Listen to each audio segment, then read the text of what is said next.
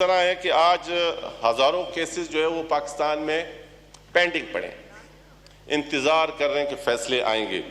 लेकिन अगर आप इनकी मराहत की बात करें, मोहसिन पाकिस्तान शहीद जुल्फकार अली भुट्टो साहब 40 साल बाद आप आके कहते हैं कि जी ये शहीद है और ये जुल्म। मैडम चेयरपर्सन, मेरे दोस्त पीटीआई के, मैं इनके साथ इजहार हमदर्दी करता हूँ। हम नहीं चाहते कि किसी भी पॉलिटिकल ऑर्गेनाइजेशन के ऊपर प्रेशर से न कोई पॉलिटिकल पार्टी खत्म हुई है न हो सकती, लेकिन इनसे बदस्ते हाथ जोड़कर मैं ये रिक्वेस्ट करता हूं कि खुदारा आप अपने वोटरों के साथ, अपने सपोर्टरों के साथ, अपने वर्करों के साथ इतना जुल्म ना करें।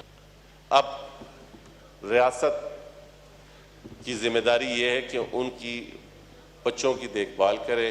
नहीं, मैं आपसे बता रहा हूं कि मेरे से कमिटमेंट की गई थी, या अता तारड़ साहब ने भी कमिटमेंट की थी, पीएम साहब ने भी कमिटमेंट की थी, लेकिन सॉरी टू से उसका कुछ नहीं हुआ।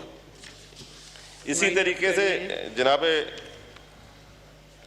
मैडम चेयरपर्सन, मेरे दोस्त पीटीआई के, मैं इनके साथ इजहार हमदर्दी करता हूं। हम नहीं चाहते कि किसी भी पॉलिटिकल ऑर्गेनाइजेशन के ऊपर प्रेशर से न कोई पॉलिटिकल पार्टी खत्म हुई है न हो सकती है, लेकिन इनसे बदस्ते हाथ जोड़कर मैं ये रिक्वेस्ट करता हूं कि खुदारा आप अपने वोटरों के साथ, अपने सपोर्टरों के साथ, अपने वर्करों के साथ इतना जुल्म ना करें कि आप उनको इस नहज पे लेके जाएं कि जो मजबूर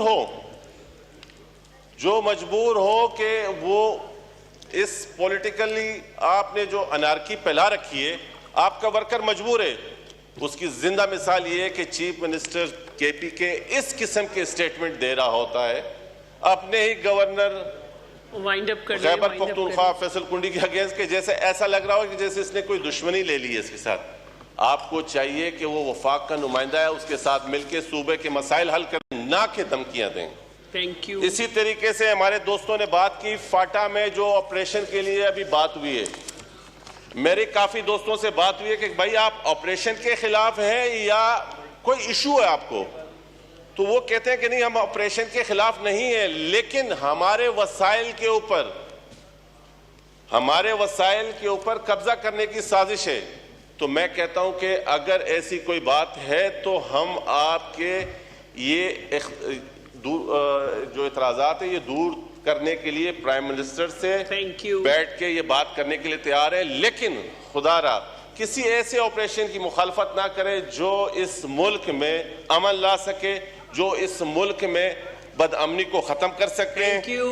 जनाब चेयरपर्सन, एक मिनट में आखिरी में, और कुछ नहीं तो हमारे बराबर में एक इंसाफ की बिल्डिंग है, उसके हवाले से एक बात कर लूं बस, फिर आप वो करके आप बात खत्म कर दें। काफी लोग पाकिस्तान में इंसाफ का निज़ाम कुछ इस तरह है कि आज हजारों केसेस जो है वो पाकिस्तान में पेंडिंग पड़े, इंतजार कर रहे हैं कि फैसले आएंगे।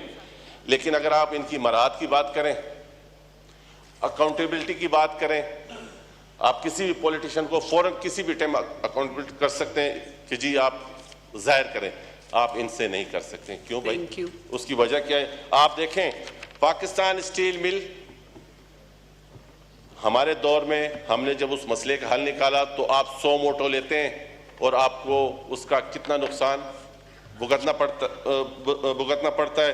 अगर आप बात करें रिकॉर्डिंग की, तो आपके ही गलत फैसलों की वजह से आज पूरी कौम उसका। फिर आप देखें कि एक मोहसिन पाकिस्तान शहीद जुल्फकार अली भुट्टो साहब 40 साल बाद आप आके कहते हैं कि जी ये शहीद है और ये जुल्म हुआ और ये गलत फैसला हुआ। तो आप अंदाजा लगाएं कि जनाब चेयरमैन के ये अगर इनकी मराहत और इनके आसाइश देखें और फिर इनसे इंसाफ की तवक्को अगर ना हो तो फिर किस काम के हैं। मैं दोबारा आपसे कहूंगा कि खुदारा थैंक यू मैडम चेयरपर्सन, मैं थोड़ा सा वक्त देना, मैं कोई शेर व शायरी नहीं आती